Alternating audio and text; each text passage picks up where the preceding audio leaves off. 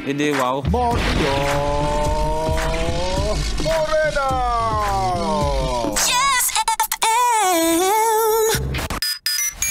Yes, friend, ako na ang iyong kapiling. Your Morena girl. This is MM. This is DJ Maria Morena.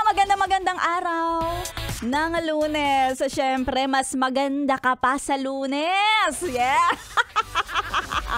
Mas guwapo ka pa ngayong Lunes. Oh, di ba? Bakit ganon? Lagi na lang ba tayong magpapadaan sa mga ganyang bola? Ay nako, bolahin mo ako pero make sure na jowain mo din ako. Ganon. Sabihin mo sa lahat ng mga babati sa'yo. O, gandang-ganda ka sa akin, ba't di mo ako jowain? Ganon.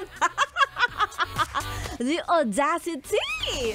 Ay nako, kaya ngayon na malalapit at nalalapit ang Semana Santa sa mga magbabakasyon sa ibang nation. Yes, dami pera. Pinag-ipunan yan, syempre. Naniniwala ako. Yung iba nga inutang eh. Yung iba talaga, kumbaga, ginrab na yung chance. Minsan lang na magkaroon ka ng mahaba-habang bakasyon.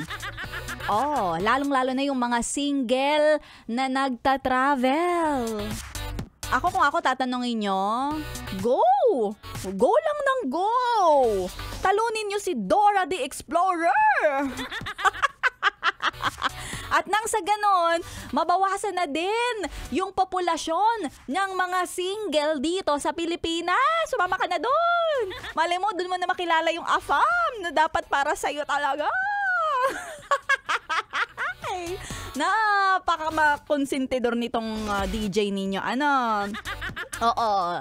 Well, sa totoo lang, may konting guilt, alam mo yon. Medyo makokonsensya ka. Yes, friend, kasi magsesemana Santa, Kwaresma. May mga tradisyon talaga tayo, no, na sinusunod. Diba? Ikaw, ano ba yung mga tradisyon na sinusunod mo tuwing Holy Week?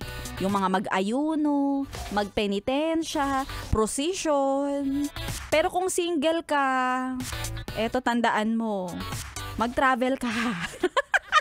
Baka maintindihan naman ni Lord kasi ikaw, since birth, nag-aayuno ka, nagfa-fasting ka naman ng jowa. Wala kang jowa since birth eh. O diba? Wala kang boyfriend, girlfriend since birth. Kaya siguro this year lang naman mag-travel ka. O diba? Tapos next year, gawin mo na ulit yung mga tradisyon na tuwing Semana Santa kasama na ang iyong bagong karelasyon.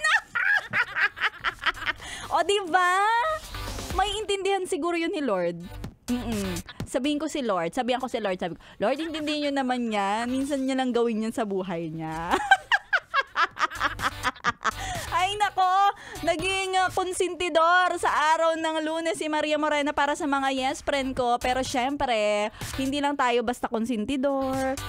May mga matututunan din tayo sa mga magdadaang araw. At syempre, guntain pa rin natin ang nalalapit na Semana Santa. At syempre, kasama mo si Maria Morena. Dito lang yan sa iyong stasyong nakakayang and fresh. Dito lang sa 101.1 Yes FM.